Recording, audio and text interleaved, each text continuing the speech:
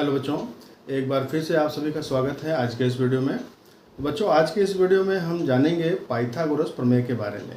जैसा कि पिछले वीडियो में आप जान चुके हैं त्रिभुज कितने प्रकार के होते हैं, भुजाओं के आधार पर और कोणों के आधार पर। तो कोणों के आधार पर एक त्रिभुज है जिसका नाम है समकोण त्रिभुज। तो जब हम पाइथागोरस प्रमेय की बात करते हैं तो पाइथागोरस प्रमेय जो होता है वह केवल समकोण त्रिभुज में ही लागू होता है। तो आइए हम थोड़ा सा पाइथागोरस प्रमेय जान लें। सबसे पहले समकोण त्रिभुज की बात करते हैं।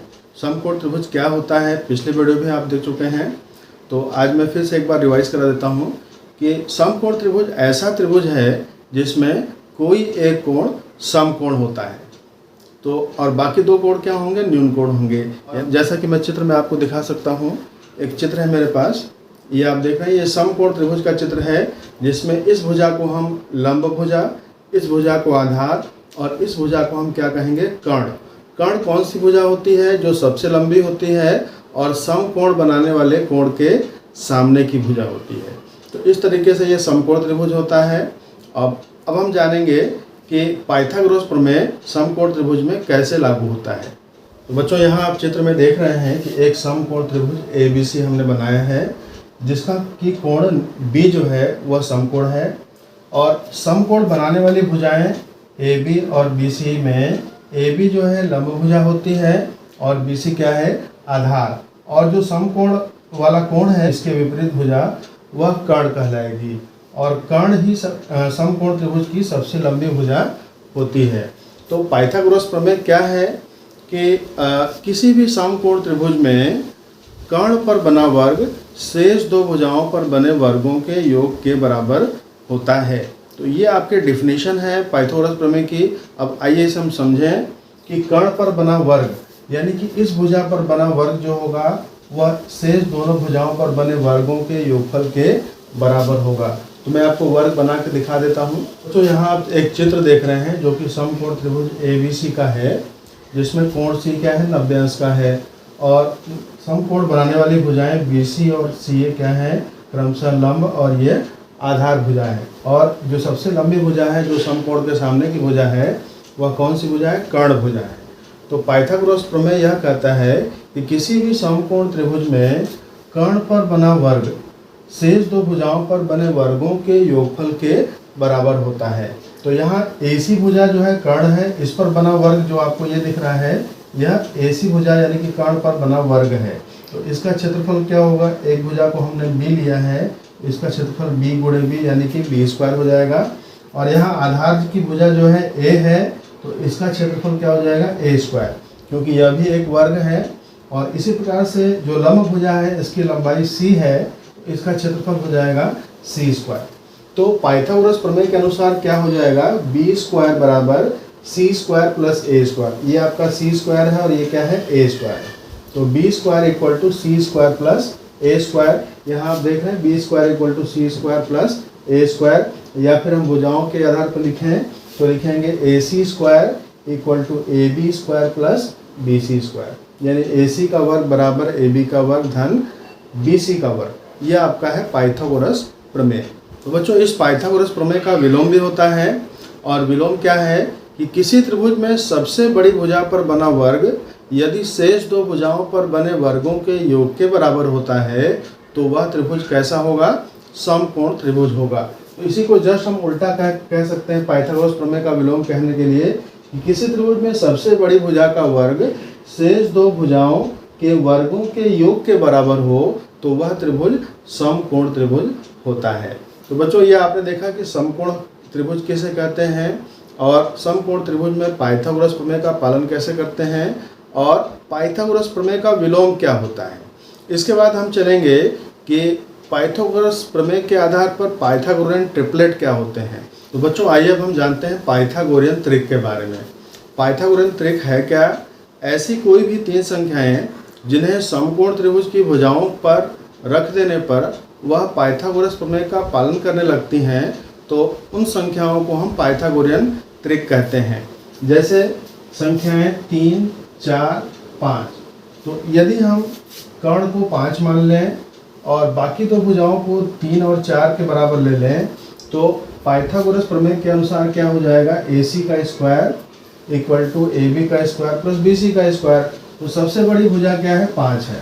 5 का वर्ग कितना होता है, 25। फिर 3 का वर्ग और 4 का वर्ग करके आप जोड़ेंगे तो 3 का वर्ग 9 मिलता है और 4 का वर्ग 16। तो 16 और 9 क्या हो जाता है, 25।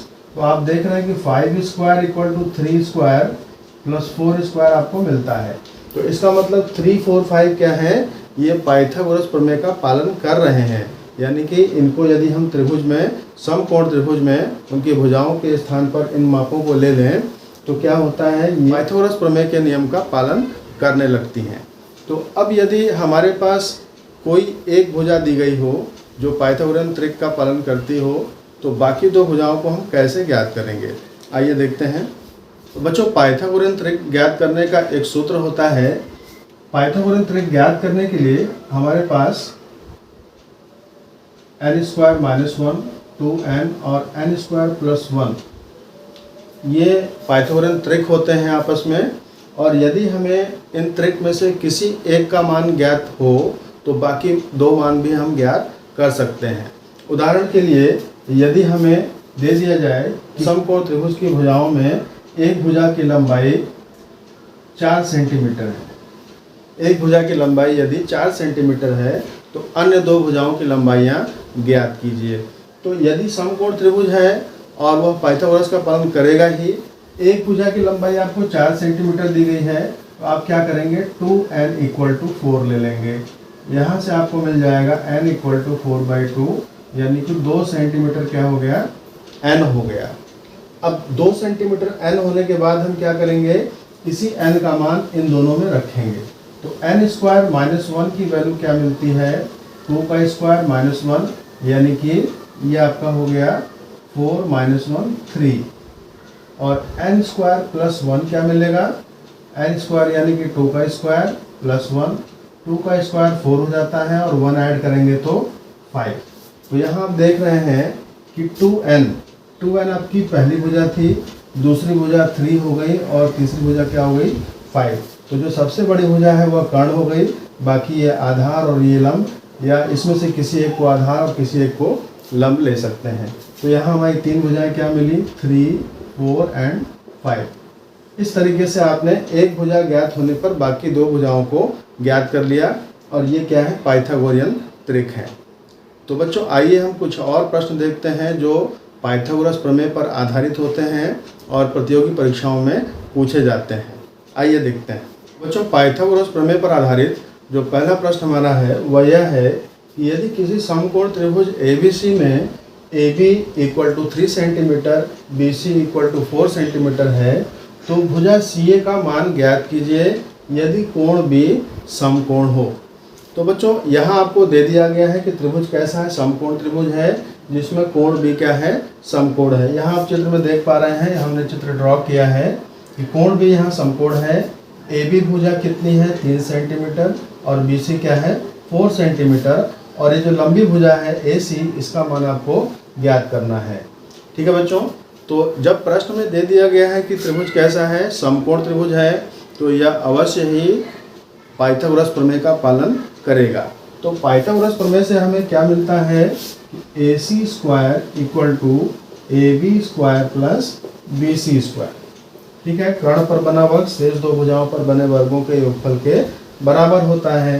तो AC स्क्वायर का मान आपको ज्ञात करना है, और यहाँ AB आपको दिया गया है 3, तो 3 का स्क्वायर और BC का स्क्वायर क्या हो जाएगा, 4 का स्क्वायर।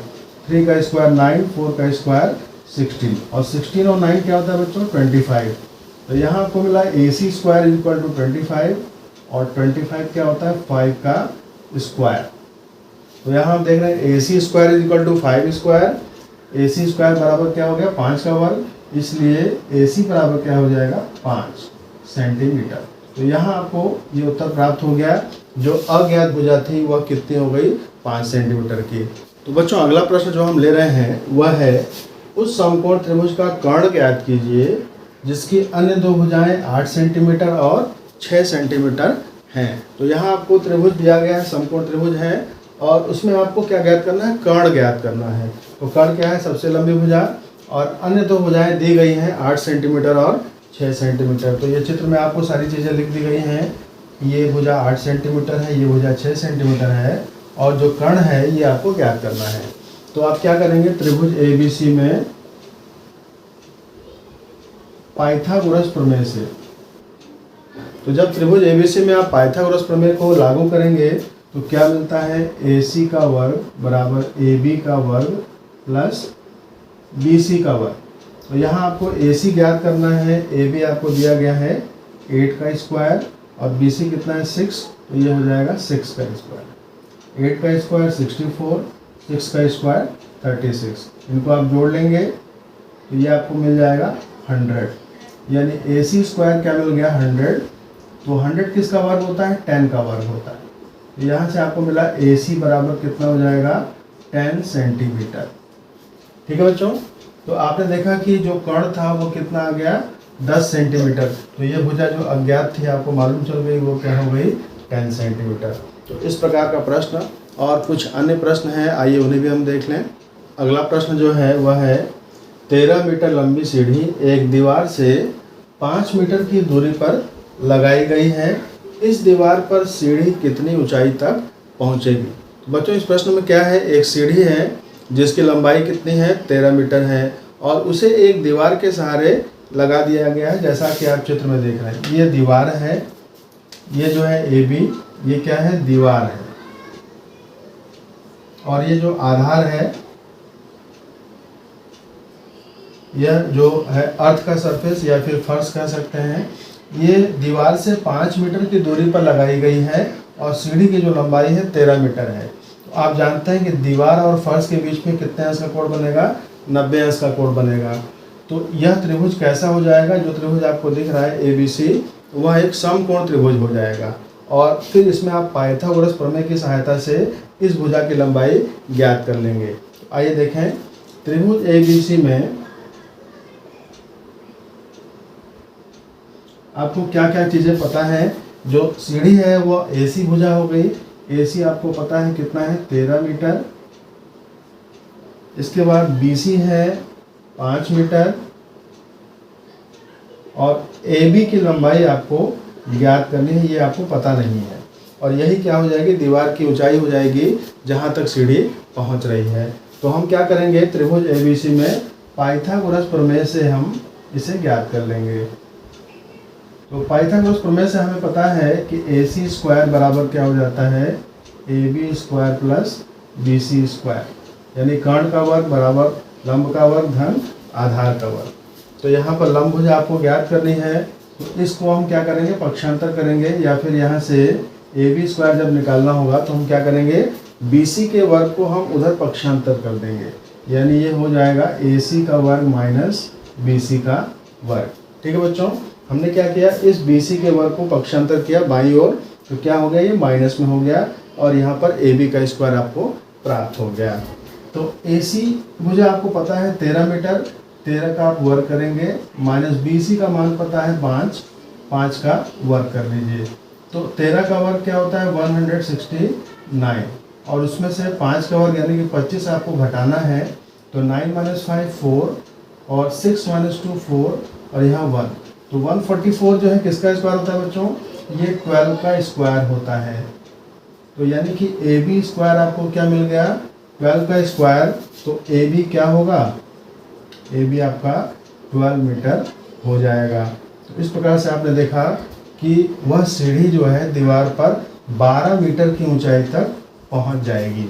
बच्चों इस प्रकार पाइथागोरस प्रमेय आप याद रख लेंगे, और उससे संबंधित जो सूत्र हैं उन्हें भी ध्यान रखेंगे। पाइथागोरन त्रिक हम कैसे ज्ञात करते हैं, और पाइथागोरस प्रमेय पर आधारित प्रश्नों को हम किस प्रकार से हल करेंगे, इन्हें आपने देखा। तो इन प्रश्नों का आप अभ्यास करें। धन्यवाद।